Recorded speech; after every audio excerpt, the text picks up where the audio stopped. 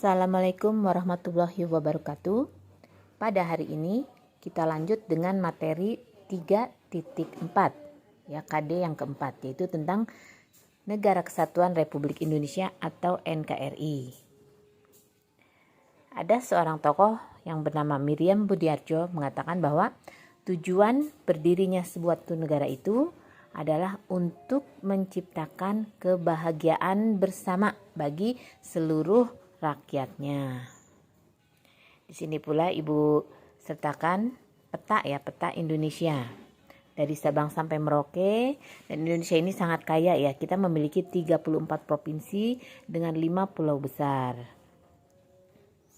Ya, bisa kalian perhatikan. Nah, kemudian sebelumnya Ibu ingatkan lagi unsur-unsur berdirinya suatu negara, yaitu terdiri atas ada rakyat, wilayah, pemerintah yang berdaulat, dan pengakuan dari negara lain.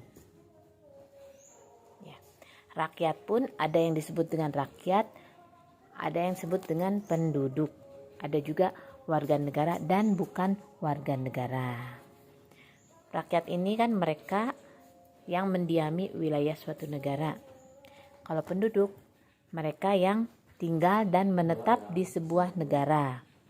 Kalau warga negara adalah mereka yang berdasarkan hukum ditetapkan sebagai warga dari suatu negara.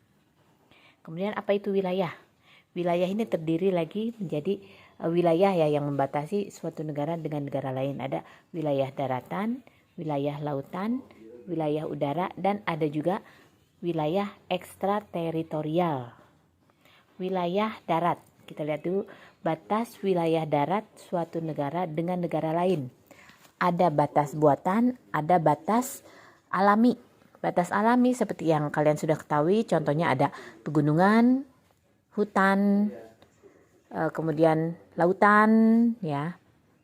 Itu yang batas alami. Kalau masih banyak lagi yang lain, itu salah satu contohnya. Kemudian batas buatan seperti ada tembok, ada pagar dengan kawat berduri, ada jembatan, ya. Nanti kita cari lagi bersama-sama. Kemudian ada wilayah lautan. Wilayah lautan ini berdasarkan Konvensi Hukum Laut Internasional atau yang disingkat dengan UNCLOS, yaitu Konvensi Hukum Laut Internasional ya, di Jamaika. United Nations Convention on the Law of the Sea. Di sini menjelaskan macam-macam batas wilayah lautan suatu negara. Yang pertama adalah laut teritorial, diukur sepanjang 12 mil. Kemudian lanjut, laut bersebelahan, ditambah lagi 12 mil, yaitu jadi 24 mil. Kemudian yang ketiga, zona ekonomi eksklusif, yaitu 200 mil. Dan yang terakhir, laut bersebelahan. Nah, kemudian ada juga wilayah udara. Bagaimana batas wilayah udara? Tentu berdasarkan teori, yaitu ada yang namanya Air Freedom Theory, ya, atau teori udara tanpa batas. Dan satu lagi pemerintah yang berdaulat. Pemerintah yang berdaulat ya, yang dimaksud dengan pemerintah dan pemerintahan. Jangan lupa, pemerintah ini organ elit ya, yang melaksanakan pemerintahan. Kalau pemerintahan adalah tata cara si organ elit ini dalam menyelenggarakannya. Dan pemerintah ini ada dalam arti luas dan ada dalam arti sempit. Pemerintah dalam arti sempit itu hanya meliputi lembaga eksekutif saja, seperti presiden, wakil presiden, dan para menteri. Ya, sedangkan pemerintah dalam arti luas mencakup semua lembaga negara yang ada di Indonesia. Dan yang terakhir, pengakuan dari negara lain. Pengakuan ini ada dua macam. Ada pengakuan secara de facto dan pengakuan secara de jure. De facto ini maksudnya pada saat kita merdeka yang diakui oleh si negara itu. Kalau de jure berdasarkan hukum. Ya. Nah, kemudian gagasan perlunya membentuk suatu bangsa, yaitu bangsa Indonesia, berhasil diwujudkan dalam Ikrar Sumpah Pemuda pada tanggal 28 Oktober tahun 1928. Ya, jangan sampai lupa, harus selalu diingat karena kalian juga generasi muda penerus bangsa. Nah, kemudian terakhir Ibu berikan ada sebuah gambar di mana presiden kita yang pertama yaitu Presiden Soekarno membacakan teks proklamasi. Ya, jadi melalui proklamasi 17 Agustus 45, bangsa Indonesia ini berhasil mendirikan negara sekaligus menyatakan adanya negara baru yaitu Republik Indonesia kepada dunia.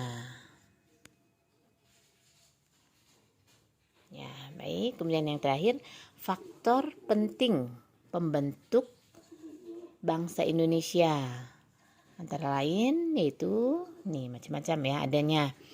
Pertama, adanya persamaan nasib yaitu sama-sama dijajah. Yang kedua, adanya keinginan bersama untuk merdeka. Yang ketiga, adanya kesatuan tempat tinggal. Dan yang terakhir, adanya cita-cita bersama untuk mencapai kemakmuran dan keadilan sebagai suatu bangsa.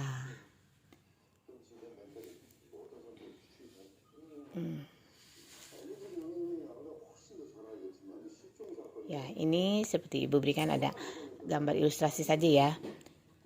Beberapa orang berkumpul dengan memakai pakaian berbeda warna. Ini kalian maksudnya paham ya, ini maksudnya berbeda-beda ya, kita berbeda-beda tapi memiliki satu tujuan yang sama. Ya, sebagai negara kesatuan, Indonesia menganut asas desentralisasi ya dalam penyelenggaraan pemerintahannya.